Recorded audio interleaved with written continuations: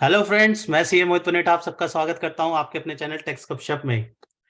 GST में कहें या इनकम टैक्स में कहें, ये बजट के आने के बाद काफ़ी ज़्यादा जो है हाहाकार हो जाती है। लोग कहते हैं कि क्या क्या चेंजेस, पहले ही एक्सपेक्टेशंस होती हैं काफ़ी सारी, उसके बाद बदलाव।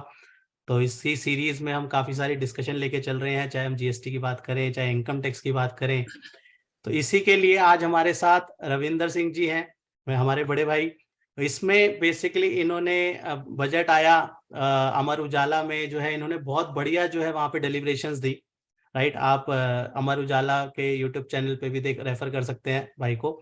और हमने स्पेशली भाई को रिक्वेस्ट करी कि आप अपनी एनालिसिस हमारे साथ भी शेयर कीजिए, हमारे व्यूअर्स को भी बताइए कि किस तरीके से इनकम टैक्स के अंदर ये जो है बदलाव आने वाले फाइनेंशियल ईयर में इम्पैक्ट करेंगे। तो भाई आपका बहुत बहुत स्वागत है हमारे प्लेटफॉर्म पे।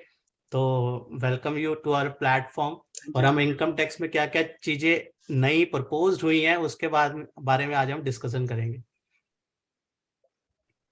तो over thank you to you so भाई। मच मोहित जी। आपने मुझे आपके प्लेटफॉर्म पे इनवाइट किया, उसके लिए मैं आपका तहे दिल से शुक्रिया अदा करना चाहूंगा। ये टैक्स गपशप पे मेरे ख्याल में लगता है ये हाँ। आपके साथ में इंटरेक्शन है। And I think it will be fruitful and कुछ आज देखते हैं, डिस्कस करते हैं कि क्या क्या चेंजेस आए हैं हमारे बजट में इस बार, जो कि कहाँ तक और किस तरह से लोगों को हिट करने वाले हैं। तो शुरुआत करते हैं सर, आपकी इजाजत हो तो। सबसे पहले ज्यादातर जो व्यूअर्स को होता है रिजीम के बारे में होता है, स्लैब रेट के बारे में होता है, जो ज्यादातर लोग एक्सपेक्ट करते हैं, चाहे वो सैलरीड क्लास हो, इंडिविजुअल हो, हर जी किसी को जो है उसका जरूर रहता है कि आईटीआर में क्या इम्पैक्ट पड़ेगा। तो सबसे पहले हम वो लेके चलते हैं, बाकी मुद्दे भी एक एक करके डिस्कस करते चलेंगे। जी जी जी जी।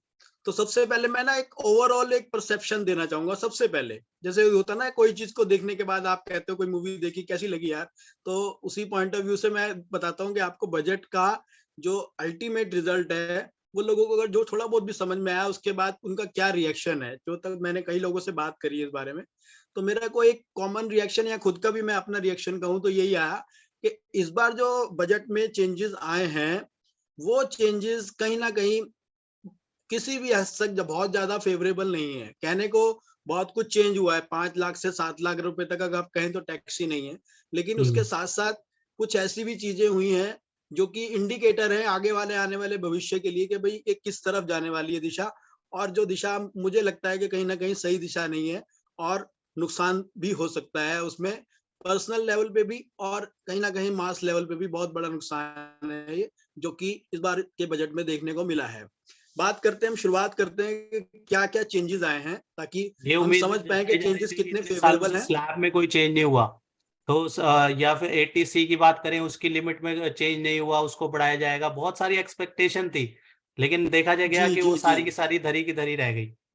जी जी जी। तो इस पॉइंट ऑफ व्यू से बिल्कुल आपने सही बात पकड़ी है कि भाई जो हम जो बात को समझने की कोशिश कर रहे हैं, बताने की, अपने व्यूअर्स को भी बताने की कोशिश कर रहे हैं, वो यही है कि इस बार का जो बजट आया है, वो किसी भी एंगल से कोई ज्यादा वेलकम बजट नहीं कह सकते हम इसे, point of view from the income tax. क्योंकि जो चीजें हमारी बेहतर हो सकती थी उसकी तरफ ध्यान नहीं दिया गया है, रादर देन इस बात को एक तरह से एम्फेसाइज किया गया है कि ये सब चीजें आगे आने वाले समय में खत्म भी हो जाएंगी। जैसे कि हम ओल्ड डिजाइन की बात करते हैं, ओल्ड डिजाइन जब हम बात करते हैं तो वो सभी डायरेक्शन को साथ लेके चलने वाला डिजाइन था।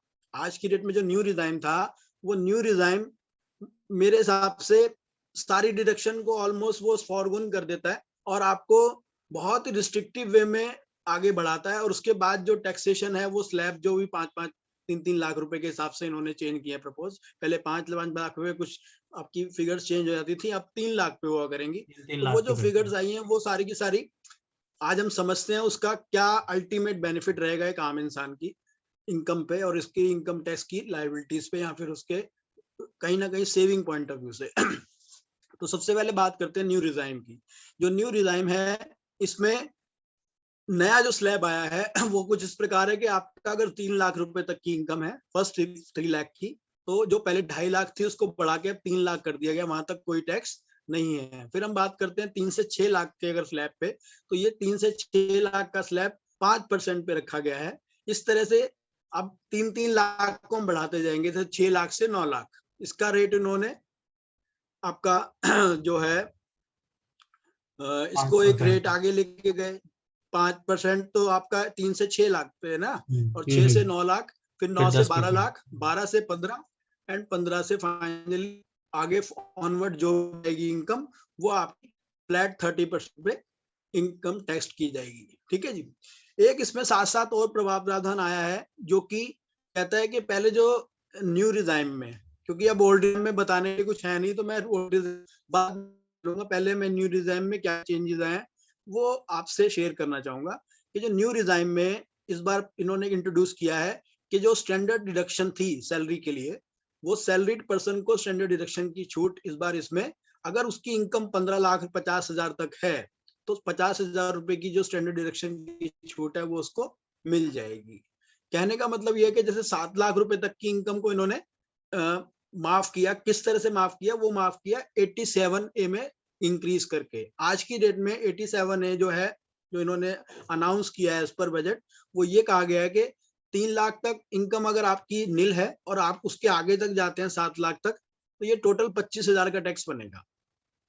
3 लाख से 6 लाख तक 5% है, और फिर 6 लाख से 1 लाख तक आपका 10%। 10% का जो स्लैब है, उसको अगर हम ध्यान में रखें तो उस लिहाज से ये जो इनका टोटल टैक्स बनेगा ये 25,000 बनेगा, जिसको कि इन्होंने पूरी तरह से माफ कर दिया है। 25,000 रुपए की लिमिट जो है वो 87A में इंक्रीज कर दी है। उसकी वजह से क्या हुआ है, टेक्निकली जो 7 लाख रुपए की फिगर जो हमारे फाइनेंस मिनिस्टर, फाइनेंस जो हमारी साहिबा है, FM साहिबा, उन्होंने जो प्रपोज किया था, वो 7 लाख रुपए इस तरह से आता है कि अगर आप वो 87A की एग्जम्पशन में आते हैं, तो आपको रिजर्व जो उसकी जो 87A की लिमिट में आप उसमें रिबेट लेते हैं, तब आपकी 7 लाख रुपए तक की इनकम पे कोई टैक्स नहीं लगेगा। लेकिन अगर आपकी इनकम एक्सीड करती है 7 लाख से ऊपर, तो जो 87A की रिबेट है, ये आपको इसका बेनिफिट नहीं मिलेगा जो कि पहले भी था, और इसी तरह से ये भी आगे चलने वाला है। तो मान के चलते हैं जिसकी 7 लाख रुपए तक की इनकम है, वो इस चीज का लाभ उठा सकता है, वो इस रिजीम के अंदर आ सकता है, और उसको 7 लाख रुपए तक की इनकम पे कोई टैक्स नहीं देना पड़ेगा। इवन इसको आप अगर 7.5 लाख भी कहते हैं, तो मैं मानता हूँ 7.5 लाख रुपए तक की इनकम पे कोई टैक्स नहीं देना पड़ेगा, क्योंकि 50,000 रुपए की जो स्टैंडर्ड डिडक्शन है, वो उसको वहां पे क्लेम कर सकता है, वो जो सैलरीड पर्सन है। बट जो अगर जो बिजनेस पॉइंट ऑफ व्यू से कोई काम कर रहा है, तो उसके पास वो स्टैंडर्ड डिडक्शन का ऑप्शन नहीं रहेगा। उस केस में उसकी लिमिट 7 लाख रुपए मानी जाएगी। तो जॉब सेक्टर वालों के लिए 7.5 लाख, और जो बिजनेस में है या फिर अदर किसी सर्विसेज में है, जो other than salary income generate करते हैं, उन लोगों के लिए 7 लाख, वहां तक आपको कोई टैक्स नहीं देना है, अगर आपकी उतने तक ही इनकम है। तो अगर उससे ज्यादा है, देन श्योर कि वो जो 25,000 रुपए की जो आपकी रिबेट है, वो आपकी खत्म हो जाएगी, और उसमें आपको फिर वो टैक्स उसके अकॉर्डिंगली पे करना पड़ेगा। तो ये न्यू रिजाइम आया है, कुछ इस तरीके से आया है कि इसमें जो 7 लाख रुपए को कहा गया कि 7 लाख तक इनकम माफ है, वो यहाँ तक है। अब इसमें बात प्लानिंग करते भी हैं इसी ओल्ड तरीके से रिजाइम। रहती है लोगों की कि किसी तरीके से जो है हम जी वो 87A की रिबेट ले सकें। जैसे पहले 5 लाख पे जी होता था कि 5,01,000 पे भी कोई भर रहा है रिटर्न, तो उसका 12,500 प्लस 4% एजुकेशन से 13,000 समथिंग का टैक्स बन जाता था। वही वो 4,90,000 या 4,99,000 पे जी भरता है, तो जी उसका जी। जीरो टैक्स है। तो ये कहीं ना कहीं सीधा कुछ अमाउंट इसको हाइप होते ही सीधा टैक्स एकदम इन्फ्लेट हो जाता है। ऐसे ही सिनेरियो सेम 7 लाख पे हो गया कि 7,00,000 6,99,000 पे कोई भरेगा, वो उसका जीरो हो जाएगा, और वो स्लाइटली बढ़ते ही वो 25,000 के टैक्स ब्रैकेट पे आ जाएगा। तो ये कहीं जी ना जी। कहीं थोड़ा सा उसके लिए एक वो जोक भी शायद हमने सुना था कि अगर किसी की इनकम, एक सैलरी पर्सन अपने एम्प्लॉयर के पास जाता है और कहता है कि मेरी सैलरी को आप डिक्रीज कर दो, वो कहता है यार तू दुनिया का पहला इंसान है जो कहता है सैलरी को डिक्रीज कर दो, इससे तेरे को क्या लाभ मिलेगा? कहता है जी जो हमारे रूल्स आए हैं ना, उसके अकॉर्डिंगली अगर मेरी इनकम है 7,10,000 रुपए, after everything you can say 7,60,000 रुपए उसकी इनकम थी, और 50,000 की डिडक्शन, स्टैंडर्ड डिडक्शन लेने के बाद 7,10,000 आती है, तो वो कहता है सर मेरी इनकम 10 या 20,000 से कम कर दो, ताकि जो मेरे ऊपर टैक्स का बर्डन पड़ना है वो कम हो जाए। तो ये कहीं जोक की तरह भी इसको लिया गया था, हाँ सही कि बात है। कहीं ना कहीं ये जो इस तरह का जो ऐसे आता है एकदम से टर्न अराउंड, वो टर्न अराउंड बहुत ही खतरनाक हो जाता है। कई बार जो बॉर्डर पे रहते हैं जो लोग, या जैसे कह सकते हैं 8 लाख रुपए तक की जिसकी इनकम हो, 7,60,000 की किसी की इनकम हो, उसको टैक्स फिर देना पड़ जाता है और उसके लिए जो बेनिफिट है सारे के सारे बेनिफिट खत्म हो जाते हैं।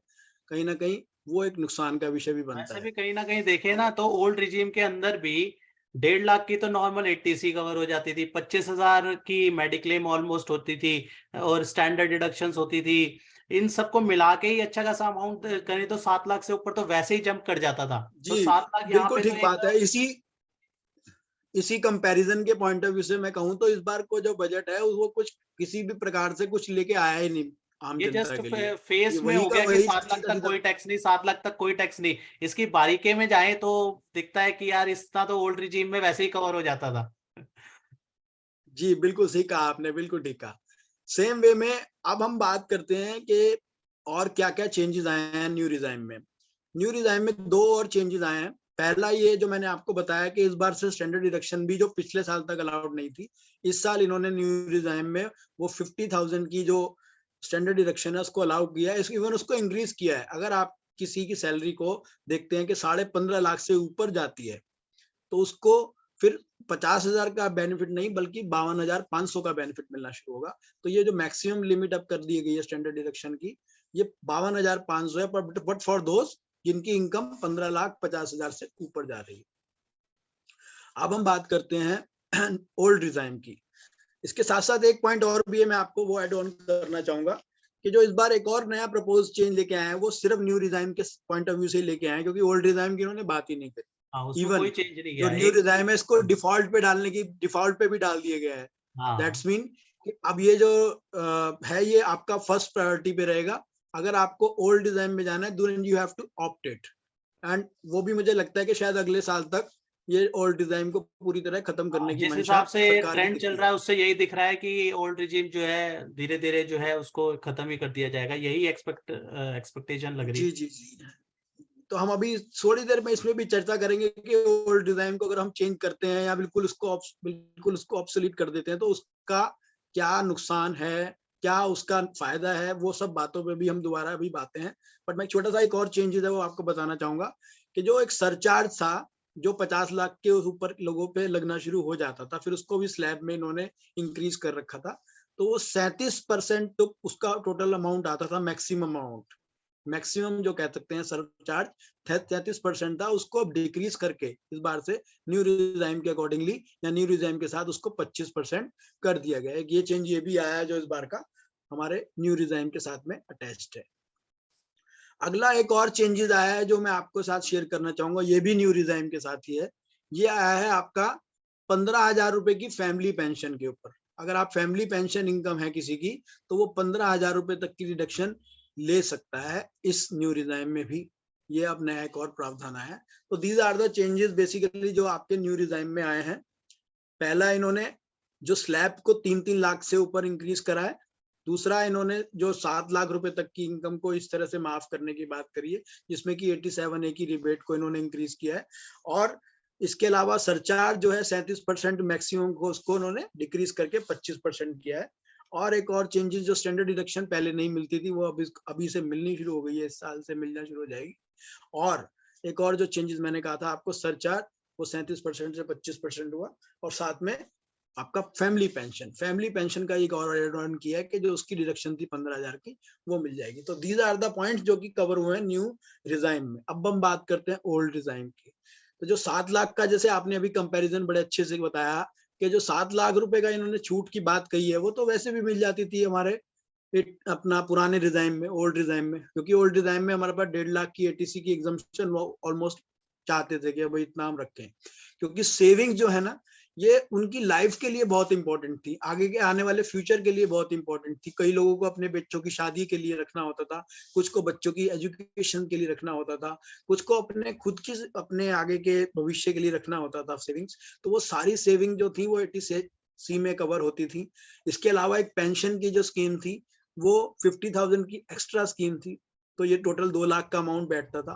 फिर आप कहीं ना कहीं होम लोन की बात करते हैं तो होम लोन पे भी लोगों का अच्छा खासा इंटरेस्ट आता था, जिसकी मैक्सिमम लिमिट थी कि 2 लाख रुपए तक का होम लोन का इंटरेस्ट अंडर सेक्शन 24 आप उसको क्लेम कर सकते हैं।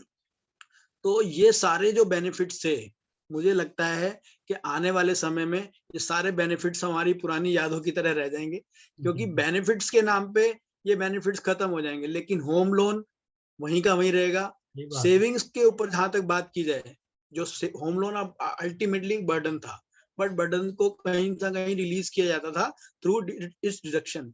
अब डिडक्शन नहीं रहेगी तो बर्डन ही रहेगा, तो बर्डन बढ़ा। दूसरी बात आती है सेविंग की। जो सेविंग का एक मोटिवेशन फैक्टर था वो था टैक्स की बचत। अब वो टैक्स की बचत के नाम पे मुझे लगता है कि सरकार ने क्या मंशा रखी है, सरकार ही डिसाइड कर सकती है, वही बता सकती है। क्योंकि अगर हमारी सेविंग नहीं होंगी तो सेविंग अल्टीमेटली जाती थी गवर्नमेंट के फंड्स में, गवर्नमेंट के फंड्स इंक्रीज होते थे, उस फंड्स से गवर्नमेंट कई तरह के और भी काम कर सकती थी। और मैं मानता हूँ अगर गवर्नमेंट में क्रेडिबिलिटी लाई जाए, एक अकाउंटेबिलिटी लाई जाए, तो अगर वो भी गवर्नमेंट, वही गवर्नमेंट उस पैसे से अच्छा यूटिलाइजेशन करके बहुत से बिजनेस क्रिएट कर सकते थे। बट कहीं ना कहीं सरकार की मंशा मुझे अब तक समझ में नहीं है। इसका जवाब शायद ऐसा तो इंश्योरेंस निर्मला सेक्टर सीतारमन भी जी के डिग्रेड होगा। पास होगा।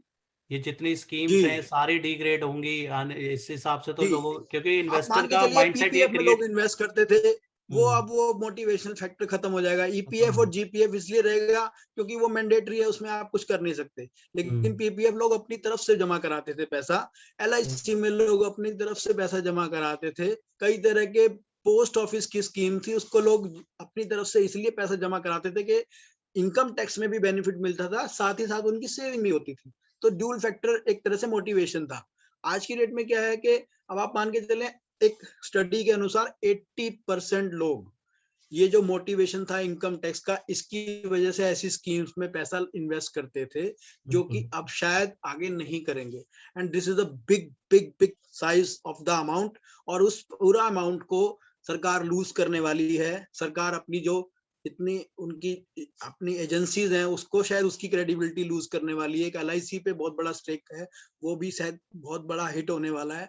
तो आई डोंट नो कि भाई इससे सरकार को क्या बेनिफिट मिलने वाला है। जहां तक नुकसान ज्यादा दिखते हैं, कम फायदे तो बिल्कुल भी नहीं दिखते हैं। और ना ही एक अपने टैक्स पेयर्स के लिए, और साथ साथ गवर्नमेंट के पॉइंट ऑफ व्यू से भी देखें तो नुकसान ज्यादा है, फायदे कहीं से भी नहीं दिखते हैं।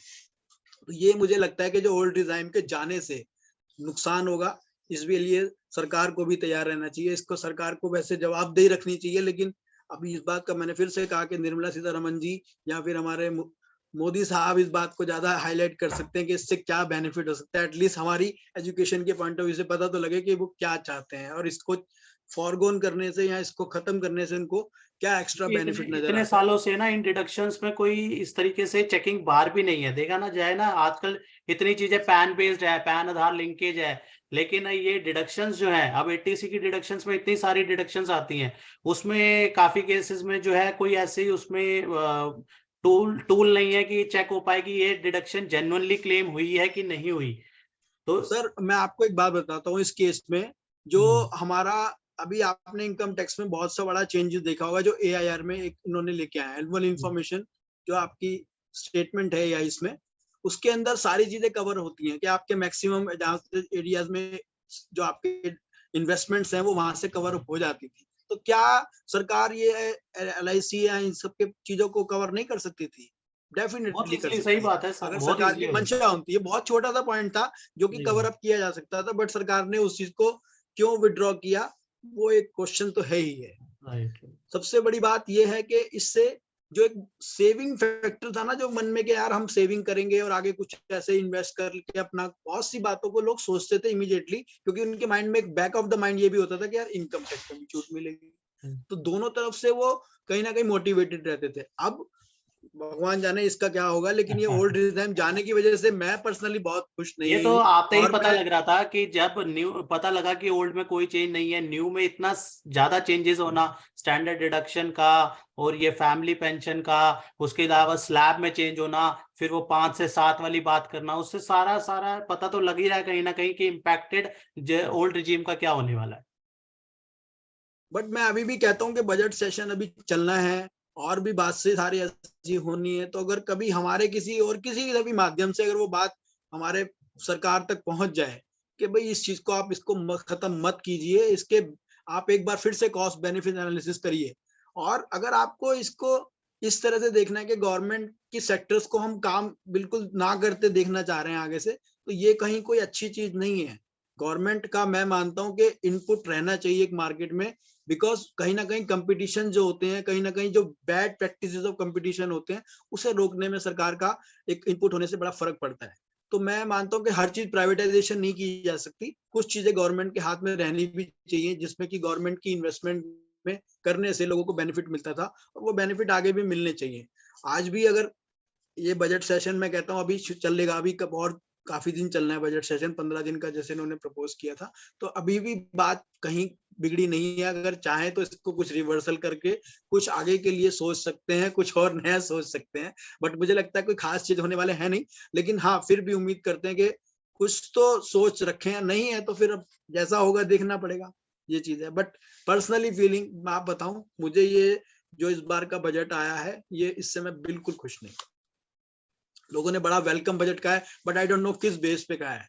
बट मैं एक हाँ, ऐसा बंदा हूं, मैं इन्वेस्टर के चाहता हूँ पॉइंट ऑफ कि व्यू से भाई, सोचा जाए तो वो तो इम्पैक्ट होगा ही होगा इन चीजों से ना। सेविंग तो एक देखो जी जी हर जी एक की वो रहती है प्रायोरिटी, और कोविड के बाद तो हर एक ने सीखा है कि ये सब चीजें कितनी ज्यादा इंपॉर्टेंट है, मेडिकल होना कितना ज्यादा जरूरी है, इन्वेस्टमेंट्स, सेविंग ये कितनी ज्यादा रोल प्ले करती है, सबको अब हर कोई अवेयर हो चुका है। उसके बाद में उसको एम्फोसाइज ना करना तो कहीं ना कहीं दिक्कत वाली बात तो है।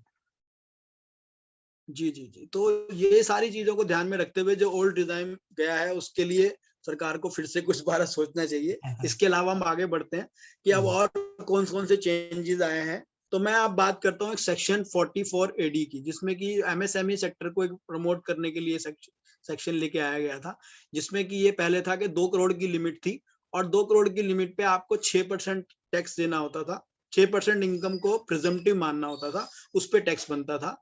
अगर आपका सारा बैंकिंग चैनल के थ्रू पैसा आ रहा है, अगर आपका कैश में और बैंकिंग में स्प्लिट्स है, तो आपको 6% पे जो आपका इनकम प्रज्यूम मानी जाती थी, वो मानी जाती थी जो बैंकिंग सेक्टर के थ्रू आई है, मतलब बैंकिंग चैनल के थ्रू, चेक से, नेट बैंकिंग से, एंड ऑल दैट। अगर आपका कुछ कैश में रिसिप्ट थी, या कैश में आपकी ट्रांजेक्शन थी, टर्नओवर थी, उस कैश ट्रांजेक्शन या टर्नओवर पे आपको 8% के हिसाब से प्रेजेंटिव इनकम होती थी। यही सिनेरियो अभी भी रहने वाला है, लेकिन अब इन्होंने एक नया चेंज लेके आया है कि इसको इन्होंने 44 एडी में कवर किया है, 3 करोड़ की लिमिट से प्रपोज किया है। पहले जो 2 करोड़ थी, इसको 3 करोड़ से प्रपोज किया, 1 करोड़ का उन्होंने बढ़ाया है। लेकिन यहाँ भी कंडीशन डाल दी है। क्या कंडीशन डाली है? कि आपको न्यू डिजाइन के अंदर ही आना होगा, ओल्ड डिजाइन में आप इसको यूज नहीं कर सकते। मतलब कि आपको सारी जो आपकी डिडक्शंस हैं, उसको आप सेट असाइड करके तब इसमें आ सकते हैं। तो पहला और मेजर चेंज ये है कि इसको आपको न्यू डिजाइन के एंगल से ही देखना है। अगर आप 3 करोड़ की किसी को बात करते हैं 44 एडी की, तो वो अगर न्यू डिजाइन में जा रहा है तो वो यूज कर सकता है, अदरवाइज नहीं। 44 ADA अगला सेक्शन है, जिसमें कि हम बात करते हैं प्रोफेशनल्स की इनकम की, जो 50 लाख रुपए की जिसकी कैपिंग लिमिट थी, उसको बढ़ा के इस बार 75 लाख कर दिया गया है। बट फिर the same condition that you have to opt the new opt means you have to go for the new design, you cannot opt for the old design because of opting option old design की तरफ चला गया है। 5% वाली भी तो एक ये ऐड कर कुछ दी गई चेंजेस है है। कि 5% जो है cash, more than 5% cash receipt की भी कंडीशन जिसमें जी डाल जी दी है। जी जी जी, मैं 5%। उसी पे आने वाला था कि उसमें अगला जो चेंजेस यही था कि हम्म। 5% की आपकी कैश रिसिप्ट होनी चाहिए, उससे मोर देन 5% अगर कैश रिसिप्ट नहीं है, देन फिर वही पुरानी वाली स्कीम के हिसाब से या पुराना लिमिट के हिसाब से आपको अपना काउंट करना है, जो कि 2 करोड़ और 50 लाख रिस्पेक्टिवली थी। 44 एडी के लिए 2 करोड़, और 44 ADA that is for professional, and it is for 50 lakhs gross receipt. Now move on to the next point. हमारा जो बाकी जो कवर अप कर सकते हैं हम कैपिटल गेन का और जो टीडीएस के मैटर्स हैं, आई थिंक मैं कहूंगा कि आप अपनी तरफ से कुछ अपने विचार बताएं कि कौन कौन इसमें से बाकी चेंजेस आए हैं। मेजर पार्ट तो आप आपने जो रिजीम के बारे में बताया वो बहुत बढ़िया बात कही है आपने, बिल्कुल मैं भी कहीं ना कहीं जी जी उससे एग्री करता हूँ कि ये ओल्ड रिजीम को बिल्कुल डिस्करेज किया गया है, और इन्वेस्टर के पॉइंट ऑफ व्यू से देखें तो है इम्पैक्टेड। इसके अलावा 44 एडी और 44 एडी एडीए का आपने बता दिया कि उसमें लिमिट में एनहांस कर दी है। बाकी कुछ मेजर जी ज्यादा चेंजेस नहीं है। जैसे हम उसको अगर सम अप करें तो एक तो कैपिटल गेन के केस में है कि कैपिटल गेन में जो है 54 में कोई रिस्ट्रिक्शन नहीं थी, कोई कैपिंग नहीं थी। पहले जैसे 54 EC में कैपिंग लग जाती है ना 50 लाख की, उस तरीके की कैपिंग नहीं थी 54 जी, जी। 54F में, लेकिन अब उसमें भी कैप इंसर्ट कर दिया गया है 10 करोड़ का। तो वहां पे उससे ऊपर जो है अब हम क्लेम नहीं कर पाएंगे 54 ये कर दिया है। और कैपिटल गेन में एक चीज और कर दी है कि अगर जब हम कन्वर्ट करते हैं गोल्ड के केस में, physical gold to electronic gold, या फिर इसका vice versa, physical to electronic या इलेक्ट्रॉनिक टू फिजिकल, उस केस को उसमें ट्रांसफर नहीं माना जाएगा, कैपिटल गेन नहीं लगेगा, क्योंकि वो सेल के उसमें ट्रांसफर के केस में लगेगा, इसमें कैपिटल गेन नहीं लगेगा। एक तो ये कैपिटल गेन में मेनली ये 2 चेंजेस करे गए हैं। बाकी अगर देखें तो एक स्टार्टअप के लिए एक पॉजिटिव साइड दी गई है। स्टार्टअप में इन्होंने क्या करा है, इसका टाइम पीरियड एक तो बढ़ा दिया स्टार्टअप का। इन्होंने जो कैरी फॉरवर्ड उसका होता था स्टार्टअप का, उसको 7 ईयर से 10 ईयर कर दिया। और 1 साल और सेकंड उसमें स्टार्टअप में इन्होंने एक और कर दिया कि एलिजिबल जो था उनको जो टैक्स बेनिफिट मिलते थे स्टार्टअप को, उसको भी जो है 1 साल और बढ़ा दिया। वो 1 अप्रैल 2023 तक थे, अब उसको और बढ़ाकर 1 साल और बढ़ाकर 1 अप्रैल 2024 तक जो है स्टार्टअप अपने टैक्स बेनिफिट जो है क्लेम कर सकेंगे। तो इस तरीके के इन्होंने स्टार्टअप्स में और कैपिटल गेन में चेंजेस करे हैं। इसके अलावा टीडीएस में कुछ कुछ चेंजेस हुए हैं। टीडीएस में अगर हम बात करें तो वहां पे विड्रॉल, अगर ईपीएफ विड्रॉल करते हैं तो वहां पे मैक्सिमम मार्जिनल रेट जो था उसको रिड्यूस कर दिया गया है। 30% के रेट से अब उसको रिड्यूस करके 20% रेट कर दिया है ईपीएफ विड्रॉल के केस में। तो इस तरीके के छोटे मोटे चेंजेस करे हैं, राइट। और अगर बात करें टीडीएस और विनिंग और लॉटरी, यहाँ पे क्या होता था कि पर ट्रांजैक्शन के हिसाब से जो है वहां पे 10,000 से ऊपर के केस में टीडीएस डिडक्ट होता था, उसको जो है फाइनेंशियल ईयर वाइज कर दिया। उसको जो लिमिट आई है इसको फाइनेंशियल ईयर वाइज कर दिया है। इसके बाद अगर देखें तो और इसमें जो है ये टीडीएस जो डिडक्ट होगा विड्रॉल और at the end of financial year, इस तरीके से जो है इसका टीडीएस डिडक्ट किया जाएगा। और भी छोटे मोटे चेंजेस हैं। और एक मेजर चेंज अगर कहें तो ओवरसीज टूर पैकेज के ऊपर जो है कहीं ना कहीं इम्पैक्ट किया था। तो उसका रेट जो है 5% था। ओवरसीज टूर पैकेज के ऊपर जो टीसीएस की इम्प्लीकेशन थी, उसका 5% रेट जो रखा गया था उसको प्रपोज किया गया 20% पे। और उसके अलावा जो अदर केसेस है जहाँ पे 5% 7 लाख से ऊपर के केस में अगर अमाउंट 7 लाख से ऊपर एक्सीड करता है तो 5% जो टीसीएस कलेक्ट कर रहा था उसको अब 20% कर दिया गया। तो इस तरीके के छोटे छोटे जो है और बदलाव हैं। बाकी अगर आपको कोई और इम्पोर्टेंट एक छोटा सा पॉइंट और था, मैंने कल शायद अखबार में पढ़ा था, वो हमने शायद बजट में मिस किया था, लेकिन वो भी एक नया पॉइंट आया है। वो जी पॉइंट ये है कि अगर आपको भी अपना मतलब फॉरेन में किसी पर्पस से आप इन्वेस्ट कर रहे हैं, से आपके कोई बच्चा है, कोई जो बाहर पढ़ने के लिए गया हुआ है, आप उसके लिए खर्चे के लिए कोई एक्सपेंडिचर के लिए पैसे भेज रहे हैं, या फिर कोई आप इन्वेस्टमेंट करना चाहते हैं बाहर देश में, उसके लिए कोई पैसा भेजना चाहते हैं, तो उस पर फ्लैट 20% का एक टीडीएस का बहुत बड़ा वो एक पॉइंट रखा गया है, जो कि लोगों की जेब पे थोड़ा सा फर्क डालने वाला है। हाँ कि वही आपको है। उसमें 20% उसमें का ना 7, अपफ्रंट टीसीएस जमा कराना है। हाँ हाँ हाँ, वो ये 7 भी लाख से एक ऊपर के नया अमाउंट पॉलिसी। पे था, उसमें भी चेंजेस करे हैं। इस तरीके से छोटे मोटे भी बदलाव करे गए हैं कई जगह। जी जी जी जी जी। इसके अलावा तो आई आपको थिंक और कोई मेजर पॉइंट यही है। हाँ मेनली तो बाकी कुछ और है? मेनली जो चाहिए वो एक तो एक हमारा जो आपने स्टार्टिंग में डिस्कशन किया वो सारे हैं। कैपिटल गेन का हो गया, स्टार्टअप से रिलेटेड है, क्योंकि बाकी एज सच कोई मेजर इनकम टैक्स में इस बार मेजर तो रिजीम के बारे में ही इम्पैक्ट हुआ है ओवरऑल। जी जी जी। तो बहुत बढ़िया सर, आपने डेलिब्रेशन दी और काफी अच्छे मुद्दों पे जो है बात करी। और ये गहराई वाली बात है, क्योंकि बजट तो हम सबने देख लिया, लेकिन उसके इनसाइट्स क्या क्या हैं उसको एनालाइज करना बहुत ज्यादा जरूरी है। क्योंकि आने वाले जी जी फाइनेंशियल ईयर में वो बिल्कुल किस सही। तरीके से इम्पैक्ट करेगा, क्योंकि हमें कंप्यूट तो करना जी जी पड़ेगा। अब ऑटो वो ले लेगा, न्यू रिजीम ले लेगा, हमें स्विच करना है नहीं करना, वो सब चीजें देखना। अगर ये सारी चीजें ध्यान से हमें पता होंगी तभी हम जो है अपने क्लाइंट्स को एडवाइस कर पाएंगे, तभी हम जी अकॉर्डिंगली सारी प्लानिंग उसी हिसाब से कर सकते हैं। तो इसको जितना डीपली जी समझ पाए उतना पहले से डीपली समझ लेंगे तो अच्छा है। इसलिए आपने बहुत ही जी। अच्छे से हमें बताया। थैंक यू सो मच अपना व्यू जो है शेयर थैंक्स टू करने के यू लिए। सर, बिल्कुल आपने एक मौका दिया आपके गपशप टैक्स गपशप वाले चैनल पे आने का, तो मेरे को बहुत अच्छा लगा इस ये बार आपसे गपशप का मिलके, तो आपसे बात मेनली जो करके। रीजन था वो यही था कि इस तरीके से जी शुरुआत करी जाए कि हम अपने व्यूज जो है आपस में शेयर करें, इसलिए जो नाम जो था गपशप जी जी ये जी। इसी पॉइंट ऑफ व्यू से नहीं, ये आपका लाया था। बहुत अच्छा इनिशिएटिव है, and I wish you all the success in this particular future. Thank इसमें यू सो क्योंकि आप मच। जो भी कर रहे हैं वो बहुत अच्छा कर रहे हैं और आप इस तरह से ही लोगों का ज्ञान बढ़ाते रहिए। मेरी शुभकामनाएं आपके साथ। और आपसे भी रिक्वेस्ट है कि आप भी प्लीज आपको इतनी अच्छी डीपली आप जो एनालाइज करते हैं, आप भी अपने व्यूज जो है जरूर हमारे साथ शेयर करते रहिएगा जब भी आपको टाइम जी मिले। श्योर। और हमेशा आपके लिए होप सो वेलकम हम है लोग हमारे चैनल पे। आगे भी इस तो तरह की वीडियोस को करते रहेंगे सर, अरेंज। बिल्कुल बिल्कुल। Sure sir. Thank you so much, thank you thank so you much so sir. Much. Thank you so much sir.